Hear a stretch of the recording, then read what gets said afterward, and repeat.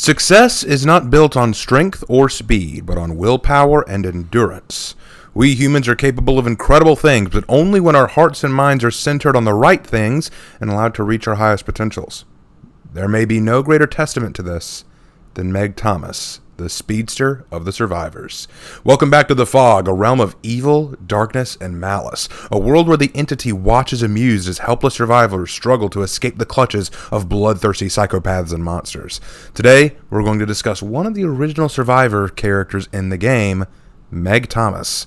Now, Meg didn't have an easy upbringing, having a father who walked out on the family and a mother stricken with an incurable illness. Meg had not even a little. A lot of frustration and a lot of energy. Though her grades were fine, her lack of direction and social life led her to act out and cause trouble. This changed, though, when the track coach encouraged her to run for the team, thinking running might be a good outlet for her. And it was more than Meg could have ever hoped for. Meg was a track prodigy, breaking records and shattering expectations. But, of course, success does not come without jealousy. A young track running veteran named Dana resents her success and constantly tries to discourage Meg, much to her annoyance.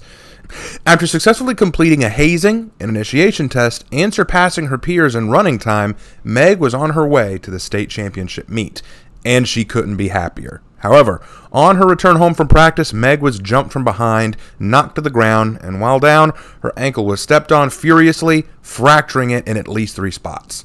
The doctors told her not to put more pressure on it, to let it heal, and that meant no track meet for her. Meg was furious, and one night over dinner, she lets her mom know how furious she is. She knows it was Dana. She knows that she was the one behind it. And all she wants is for Dana to die for what she did, to go to hell for what she did. But her mom says not to feel this way. She says, "You're very upset, and I understand, but don't. Don't stoop to her level. Don't let her turn you into what you're not. You want revenge? The best revenge is success. Let her know you're the best, even at your worst, and that will be her worst frickin' hell. If you think you're beaten, you are. If you think you can't, you can't. Life's battles aren't won with speed and strength, but mind and will." This was one of the last pep talks her mother would ever give her, as her mother's condition began to worsen, and soon she'd be gone from Meg's life. But the words resonated with Meg all the same. Don't lose all your strength focusing on the negative. Fill your brain with success so there's no room for fear. Meg approached her coach the day before the big race, saying she wanted to run. Her coach was skeptical, but if she was sure she was ready, all right, we'll let you run. Meg wrapped her ankle tight and went out for the run. And then...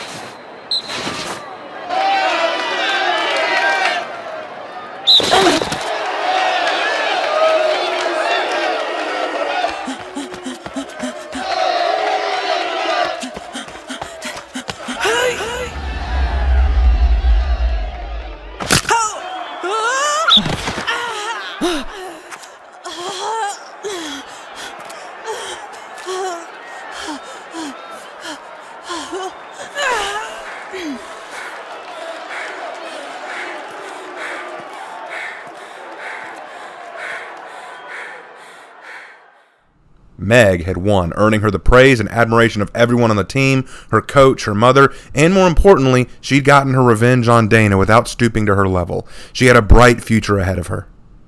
But her mother's condition had reached a critical point, so she gave up on her college opportunity to care for her mother and be the positive voice in her ear. However, one night while on a run in the woods, Meg went missing, and she was never seen again. Some say she'd run away and committed suicide, unable to bear seeing her mother finally dead and gone from her life. Some say she cracked under her own depression. But those who knew Meg knew better. She was always positive, always living like the girl her mother had raised her to be. Something happened to her. Was it Dana? Was it another jealous competitor? Was it an accident? Only a few know the truth, and they are already residents of the Fog. Meg is easily a favorite of mine because I adore the message behind it. It rings with the words of my own father. Growing up, I had a bad habit of looking at the negative of things and always trying to feel sorry for myself and my situations. But Dad never had any of that. I'll never forget something he told me when I was in middle school. He said, quote, "You can't control what life throws at you. That's not yours to control, and there's nothing you can do about that. But what you can control is how you choose to approach it and what attitude you choose to have. If all you do is walk around with a negative attitude, choosing to look at the world through a pessimistic lens, then all you'll see in this world is misery and pain, and no one will want to associate with you because no one wants to pity someone who chooses not to be happy. But if you approach life with a can-do attitude, a lifted spirit, and a willingness to rise above the challenges in front of you, then you'll find that not only are you more likely to overcome those challenges, but people will want to be around you. So when times are hard and you do fall down, you have people more willing to lift you up again. You have to decide, are you going to sit around and pity yourself for the rest of your life, or are you going to smile and keep on fighting?" End quote. Positivity and being the bigger man is a message I can always get behind. I think in today's world, we get this awful habit of thinking success is only done through either hard work or natural talent, when a major component is attitude. Attitude makes so much difference in day-to-day life. How we treat others and how we carry ourselves can truly define the winners and losers. Because even if you don't win, even if you fall, with the right hard attitude, you still have those who believe in you. Let's pretend for just a moment that Meg broke her foot before finishing the race. She fell short. She didn't win. She collapsed. She couldn't do it. Dana might have beaten her, yeah. But how many people would have admired Meg for trying? How many would have rushed to her side and helped her up to congratulate her on even coming out when others would have quit? Sure, Dana wins the race.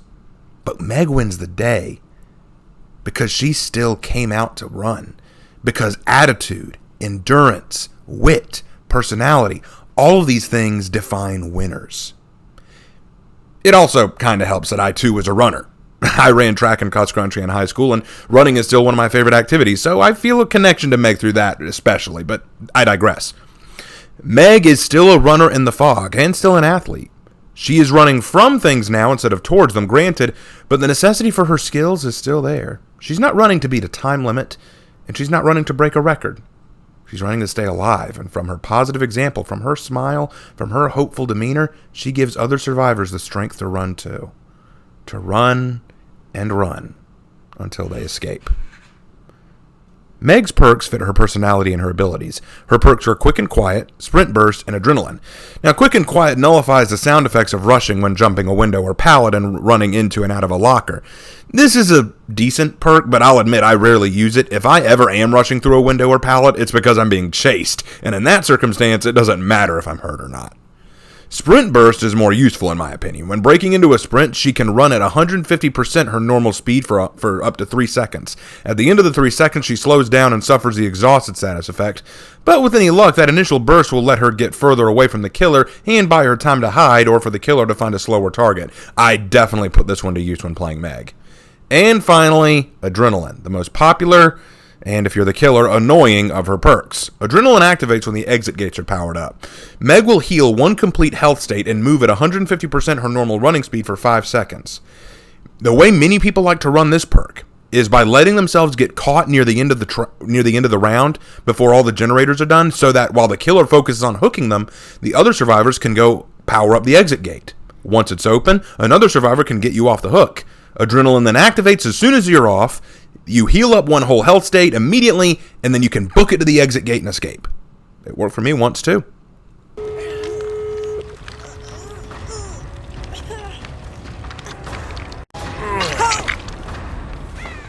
Meg isn't a complicated character, and yet I love her story and her aesthetic, though. Part of that may be because I'm kind of fond of redheads. That might be a part of it, just saying.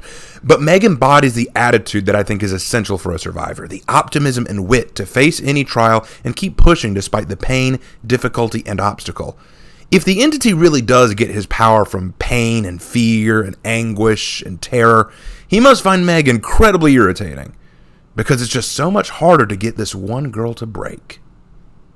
Thank you guys for joining me today in the fog, and I will see you next time. Take care.